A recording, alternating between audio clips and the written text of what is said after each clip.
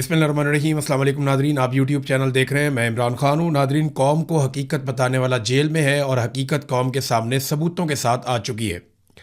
जो drop site ने खबर दी और उन्होंने शाया कर दिया साइफ़र, उसके ऊपर रोला पड़ गया कि ये निकला कहाँ से। कुछ लोगों ने कहा कि जी पाकिस्तान तहरीक इंसाफ के पास जो था इमरान खान साहब के पास, ये उसकी कोई कॉपी है। कुछ ने कहा जी कि किसी और ने ये कर दिया है। कुछ कह रहे हैं कि हुकूमत के किसी इत्तेहादी ने ये कर दिया। हर एक अपनी अपनी कहानी सुना रहा है, लेकिन इसके ऊपर कोई बात नहीं कर रहा कि पाकिस्तान को धमकी लगाई और पाकिस्तान के अंदर एक बनी बनाई हुकूमत जर्नैलों ने गिरा दी। देखिए, इमरान खान ने एक बड़ा बुनियादी नुक्ता पूछा था और वो ये पूछा था कि साइफर में अमेरिका मुखातिब किसे कर रहा था। यानी अमेरिका ने यह कहा कि इमरान खान साहब की हुकूमत गिरनी चाहिए और अगर उनकी हुकूमत गिर जाती है तो सारा कुछ ठीक हो जाएगा, नहीं गिरती तो तुम्हारे लिए हालात सख्त हो जाएंगे। वो क्या कहा मैं ये आपको बताता हूं। जो पाकिस्तानी सफीर थे उन्होंने जो लिख कर भेजा वो ये है। He said that I think if the no confidence vote against the prime minister succeeds all will be forgiven in Washington because the Russia visit is being looked at as a decision by the Prime Minister। वो कह रहे जी कि अगर तो no confidence move कामयाब हो जाती है, वोट इमरान खान के खिलाफ कामयाब हो जाता है, तो फिर वाशिंगटन में सारा कुछ आपको माफ़ कर दिया जाएगा, क्योंकि जो रूस का दौरा है इमरान खान साहब का, उसे यूं देखा जाता है कि जैसे वो इमरान खान का या प्राइम मिनिस्टर का फैसला था। Otherwise I think it will be tough going ahead. वरना मैं ये देखता हूँ कि आगे बहुत मुश्किलात आ रही हैं, आगे बढ़ना बहुत मुश्किल है आपके लिए। He paused and then said, वो थोड़ी देर रुका और दोबारा उसने कहा कि I can not tell how this will be seen by Europe but I suspect their reaction will be similar. वो कहते मैं नहीं कह सकता अभी कि यूरोप इसके बारे में क्या कहेगा, लेकिन मुझे लगता है कि उनका रद्देमल भी मुख्तलिफ नहीं होगा, ऐसा ही होगा। He then said that honestly I think isolation of the prime minister will become very strong from Europe and the United States। और उसने फिर ये कहा बाद में कि मैं ईमानदारी के साथ ये बताऊं कि वजीर आज़म बहुत ज़्यादा, यानी उनकी मुखालफत बढ़ जाएगी, उनकी आइसोलेशन, उनका अकेलापन बहुत ज़्यादा बढ़ जाएगा यूरोप में भी और अमेरिका में भी। फिर उसने बाद में ये भी कहा कि ये वज़ीर आज़म का डिसीजन था और हमें ये लगता है कि चाइना में जब वो उसमें ओलंपिक्स में गए थे तो वहाँ पे रूसी सदर से मिलना चाहते थे, बाद में उन्होंने फैसला किया कि रूस जाके मिल लेते हैं। तो ये कहानी भी, और ये कहानी किसने सुनाई? अमेरिकन को ये कौन बता रहा था कि इमरान खान अपनी मर्जी से रूस जाना चाहता है? हालांकि इमरान खान ने कहा कि जनरल बाजवा से और इनसे मुशावरत की थी। ये वो 2 नंबरी है जो पाकिस्तान के जर्नैलों ने इमरान खान साहब के साथ की। इमरान खान को कहते रहे कि आप आज़ादाना और खुद मुख्तार पॉलिसी के ऊपर चलें, और अमेरिका को कहते रहे देखें ये बंदा बात ही नहीं सुनता और ये आपके मफादात के खिलाफ है, लिहाजा इसको गिराने के लिए आप हुक्म जारी करें ताकि हम पूरी फौज को साथ लेकर चढ़ जाएं और इमरान खान की हुकूमत गिरा दें। इस साइफर में जो मुखातिब था वो पाकिस्तान की मिलिट्री एस्टेब्लिशमेंट थी, जिनको ये हुक्म दिया गया और बाद में उन्होंने हुकूमत गिरा दी। इसकी गवाही जो है वो आज शाहिद खाकान अब्बासी से आप पूछ लें, फजल रहमान से पूछ लें, मोहम्मद जुबैर से पूछ लें, मिफ्ता इस्माइल से पूछ लें। MKM के लोग भी दबे लफ्ज़ों में बताते हैं, PMLN के बहुत सारे लोग बताते हैं कि इमरान खान की हुकूमत जो है वो पाकिस्तान की मिलिट्री एस्टेब्लिशमेंट ने गिराई थी। और इमरान खान ने जो एब्सोल्युटली नॉट का एक बयानिया अपनाया था, उस बयानिए पे PMLN क्या कहती थी, जरा ये भी आप थोड़ा सुने। हमजा शहबाज जो वजीर आज़म का बेटा है वो क्या कहता था, ये सुने आप। ये आदमी बहुत हवासी में अनाप शनाप कहता है, यूरोपियन यूनियन को ललकारता, किसी को एब्सोल्युटली नॉट कहता है, ये अपना ज़हनी तवाज़ुन खो बैठा है। देखें, वो कह रहे हैं जी एब्सोल्युटली नॉट कहना या यूरोपीय यूनियन को ये कहना कि हम कोई गुलाम नहीं है, वो उन्हें बहुत बुरा लग रहा था। ख्वाजा आसिफ ने क्या कहा, जरा ये भी आप सुन लें, जो वजीर दिफा बनाए गए बार बार अभी भी हैं, सुने आप।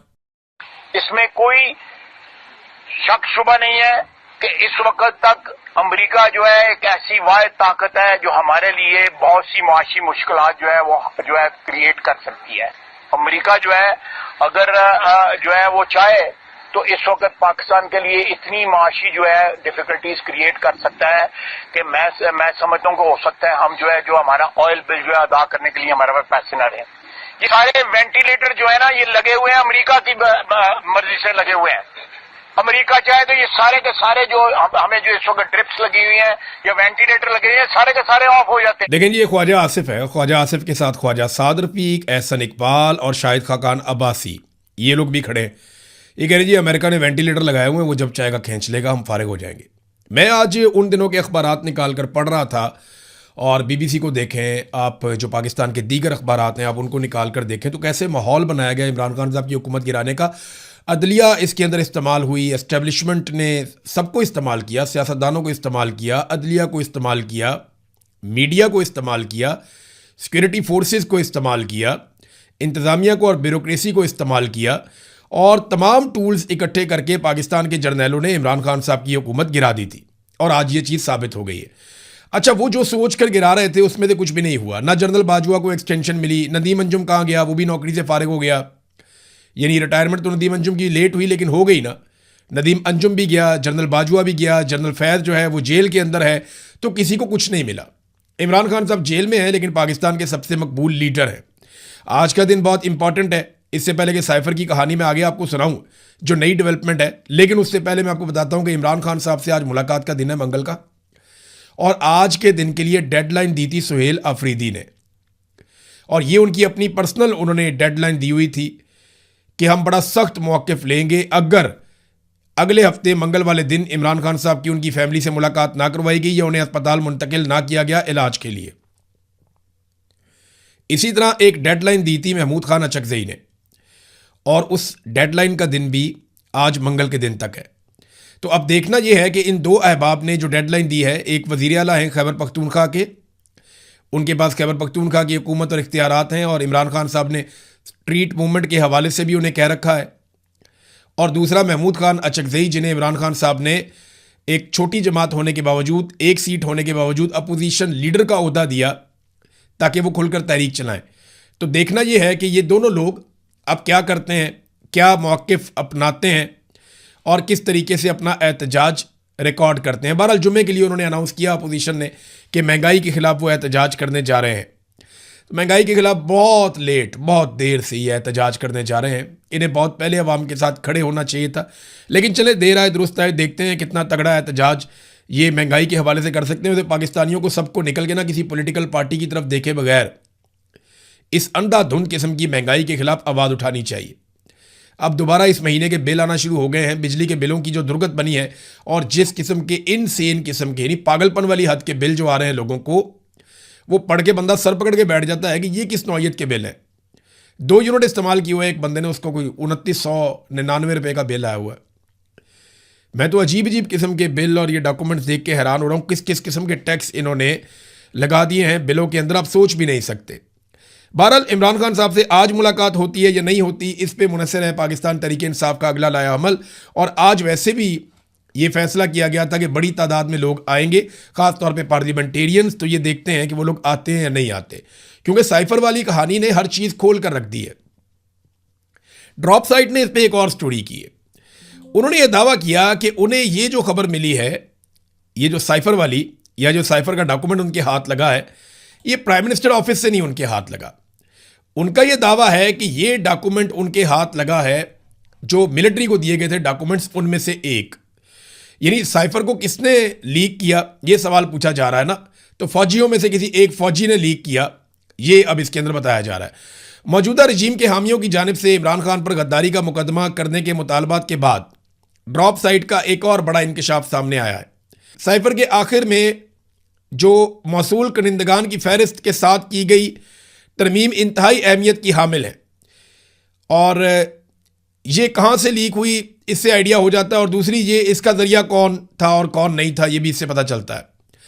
बाज़ क़ियास आराइयों के बरक्स ड्रॉप साइट की जानिब से जारी करदा कॉपी वज़ीर आज़म के दफ्तर से हासिल नहीं की गई। ये पाकिस्तानी फ़ौज के अंदर से आई थी, एक ऐसे शख्स की तरफ से जो मुल्क की क़यादत की सिमत से मायूस होकर और बदज़न हो चुका है। अच्छा, ये कई लोगों को भेजी गई थी ये कॉपी। जिन लोगों के पास थी उनमें से एक फ़ौजी ज़रिए ने, अब ये दावा किया जा रहा है, ये ड्रॉप साइट को पहुंचाई है, और उन्होंने फिर उसके बाद उसको छाप दिया है। मौसूल कुनिंदा जो है वो एक फ़ौजी था जिसने मायूस होकर, उसको लगा कि पाकिस्तान का तो बेड़े गर्क कर दिया इन्होंने साइफर के बाद, तो उसने ये बाहर निकाल दिया। अब ये कौन हो सकता है, अपना अपना ज़हन आप सारे लोग लड़ाएं, क्योंकि इसके बारे में ड्रॉप साइट ने बताया भी नहीं और मेरे ख्याल में बताएगा भी नहीं, बताना भी नहीं चाहिए। अपना सोर्स कभी भी डिस्क्लोज नहीं करना चाहिए। पाकिस्तान के मीडिया को ये हुक्म दिया गया है कि कुछ भी हो जाए आप साइफर के मामले पे ज़्यादा बहस नहीं करेंगे, यानी आपने इसके कंटेंट पे बात नहीं करनी कि इमरान खान की हुकूमत गिराई गई, ये कोई साजिश थी, ये कोई मुदाखलत थी। वैसे साजिश और मुदाखलत तो नहीं है, ये खारिश है जो पाकिस्तान की एस्टेब्लिशमेंट को लगी हुई है पीछे 78 साल से। 78 साल से इनको एक खारिश लगी हुई है, इनकी खारिश नहीं दूर होती। ये हर 2-3 साल बाद किसी की हुकूमत गिरा देते हैं। भाई किसी को चलने दोगे तो पाकिस्तान चलेगा ना। हर जर्नैल आता है वो अपना नया तजर्बा करता है, हर जर्नैल को अपने लिए एक्सटेंशन और मफादात और फ़ायदे चाहिए होते हैं। वो अपनी ज़ात और अपने घर से बाहर ही नहीं निकलता, वो अपने बारे में सोचता है, उसे ताकत मिलती है, वो छोड़ना ही नहीं चाहता। ये खारिश ना जर्नैलों की दूर नहीं हो रही, और इस खारिश की वजह से कभी साजिश होती है, कभी मुदाखलत होती है, कभी साइफर आता है, कभी कुछ होता है। कितनी ही हुकूमतें इन्होंने गिरा दी, नवाज शरीफ की हुकूमतें बार बार गिराई, बेनज़ीर की गिराई, यूसुफ रज़ा गिलानी की हुकूमत गिरा दी, इमरान खान की हुकूमत गिरा दी। लेकिन इमरान खान एक ऐसा आदमी है जिसकी हुकूमत इन्होंने गिराई तो इमरान खान ने कहा कि भाई मेरी हुकूमत आवे या ना आवे, मैं बेनकाब करूंगा, बताऊंगा कि तुम लोगों ने क्या किया इस कौम के साथ। और सारी कौम को इमरान खान का शुक्रिया अदा करना चाहिए। नवाज शरीफ, पीपल्स पार्टी, फजल रहमान की जमात, ANP, MQM, तमाम जमातों को चाहिए कि वो इमरान खान का शुक्रिया अदा करें कि पाकिस्तान की मिलिट्री एस्टेब्लिशमेंट गुज़िश्ता 78 साल से पाकिस्तान में जो घिनौना खेल खेल रही थी, इमरान खान ने उसके आगे बंद बांधने का बंदोबस्त किया है।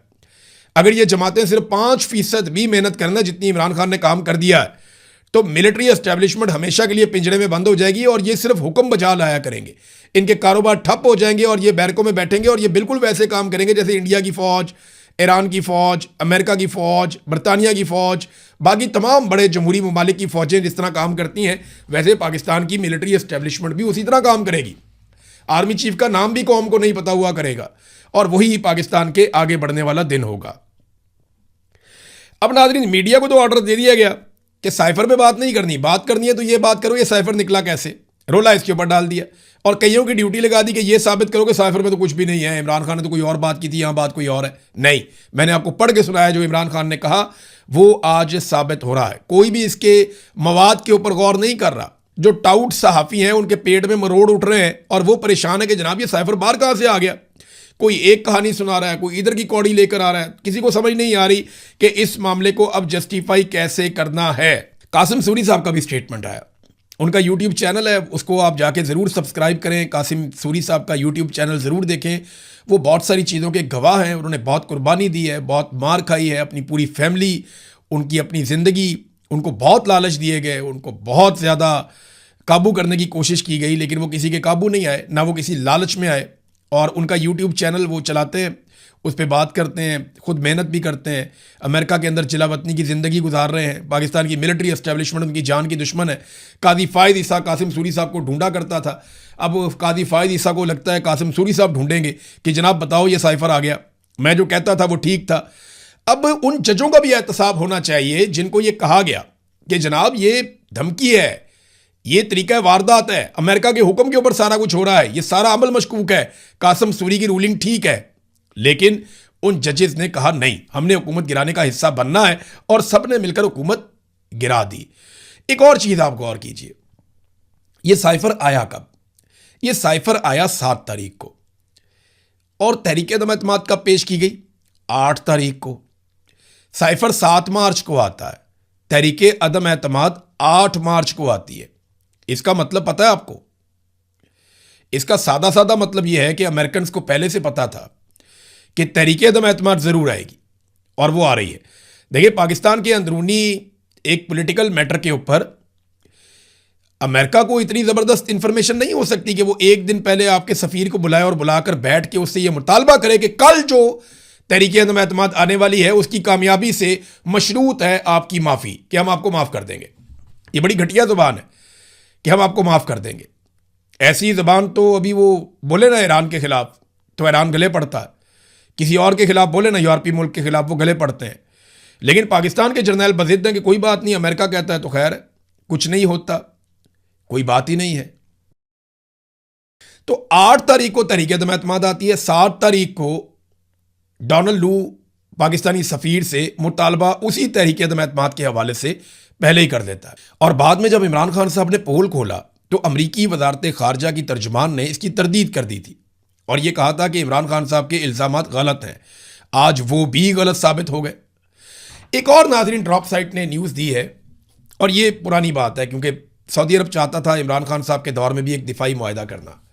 इमरान खान साहब उस सिलसिले में आगे नहीं बढ़ रहे थे और इमरान खान साहब का ये मानना था कि जो भी फैसला होगा वो कैबिनेट मिलकर करेगी, जो भी फैसला होगा वो सारे सियासतदान या पार्लियामेंट डिस्कशन के बाद करेगी, क्योंकि पाकिस्तान की फ़ौज पाकिस्तानी अवाम की मलकियत है, अवाम मालिक है पाकिस्तान की फ़ौज के। तो अवाम फैसला करेगी, अवामी मुंतखब नुमाइंदे ये फैसला करेंगे कि जनाब फ़ौज जानी है या नहीं जानी सऊदी अरब में और दिफाई मुआहदा करना है या नहीं करना। इमरान खान की बड़ी जमहूरी किस्म की सोच थी। फिर सऊदी अरब भी इमरान खान साहब से नाराज़ था इसी वजह से। अब जब ये नए हुक्मरान आए तो इन्होंने कोई पार्लियामेंट को घास नहीं डाली, कैबिनेट को घास नहीं डाली। आसिम मुनीर साहब ने फैसला किया, शहबाज शरीफ साहब ने उसके ऊपर अमल दरामद करके मोहर लगा दी। और इस वक्त की इतला के मुताबिक पाकिस्तान के लगभग 8,000 फौजी, पाकिस्तान के लड़ाका तैयारे, जिनमें चीन से जो हमने बनाए हैं JF-17 थंडर वो वाले तैयारे, HQ-9 तैयारे ये भी इसके अंदर शामिल हैं, ड्रोन्स उसके अंदर शामिल हैं और एयर डिफेंस सिस्टम भी उसके अंदर शामिल है। तो पाकिस्तान ने सऊदी अरब में ठीक ठाक अपना लड़ाका साजो सामान ना सिर्फ पहुंचा दिया है बल्कि बड़ी तादाद में पाकिस्तानी फौजी वहाँ पे बढ़ते चले जा रहे हैं सऊदी अरब में। तो नाजरीन, ये साइफर वाली कहानी ना अब इनके गले पड़ी हुई है। अब पाकिस्तान तहरीक इंसाफ पे मुनहसिर है कि वो इस मामले को कितना उठाते हैं। देखें, ये सारा मामला 4 साल पीछे चला गया। इन 4 सालों के अंदर जो कुछ भी हुआ वो सारी रिस्पॉन्सिबिलिटी पाकिस्तान की मिलिट्री एस्टेब्लिशमेंट के ऊपर आ गई। ये साइफर के बाद रजीम चेंज ऑपरेशन वाला गुनाह इन्होंने किया था और उस गुनाह को छुपाने के लिए एक के बाद एक गुनाह किया, एक के बाद एक गुनाह किया। पाकिस्तान में इंसानी हकूक की धज्जियां उड़ा दी, पाकिस्तान का पूरा इलेक्शन चोरी कर लिया, बार बार आइन को तोड़ा, इंतखाबात को इल्तवा का शिकार किया, अपनी मर्जी की निगरान हुकूमतें बनाई, पाकिस्तान में बर्बादी फेर दी। इन्होंने बर्बरियत का मुजाहरा किया है इन्होंने सिर्फ अपने एक झूठ को छुपाने के लिए। और आज इनका झूठ वही वाला बेनकाब हो गया। मैंने आपको पिछले वीलॉग में कहा था कि जिस ईंट पे इनकी पूरी इमारत खड़ी है जाली हुकूमत की, वो ईंट अब टूट चुकी है। पाकिस्तान तहरीक इंसाफ पर मुनहसिर है कि वो कितने ज़ोर से धक्का लगाते हैं इस दीवार को गिराने के लिए। वैसे तो ये पाकिस्तान की आवाम की रिस्पॉन्सिबिलिटी है कि पूरी आवाम निकल कर चोरों के इन टोले को धकेल के बाहर निकाले, क्योंकि इन्होंने जब से ये आए हैं इन्होंने आवाम का जीना हराम कर दिया। कोई एक चीज़ किसी एक जगह से, कोई एक अच्छी खबर पाकिस्तान को नहीं मिलती और ये इन्होंने किया पाकिस्तान के साथ। अब तक के लिए इतना ही। अपना ख्याल रखिएगा, अपने इस चैनल का भी। अल्लाह हाफ़िज़।